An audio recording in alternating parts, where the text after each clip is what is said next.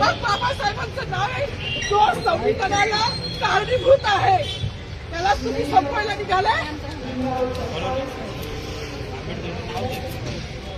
पालकमंत्र्यांची फार मोठी चूक आहे मॅडम, माफी मागणार नाही, पण पालकमंत्र्यांची चूक पदरात घ्यावी.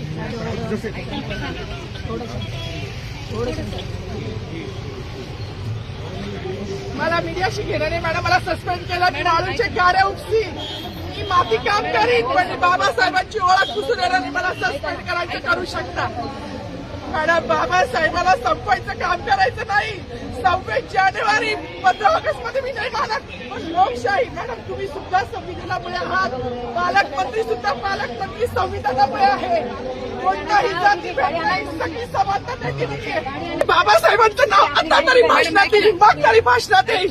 ज्या लोक संविधानाला लोकशाहीला कारणीभूत नाही त्यांची नावं वारंवार घेतली गेली, मग जो संविधानाला कारणीभूत आहे तो प्रजासत्ताक दिनाचा जो मानकरी आहे त्याचं नाव भाषणात का नाही.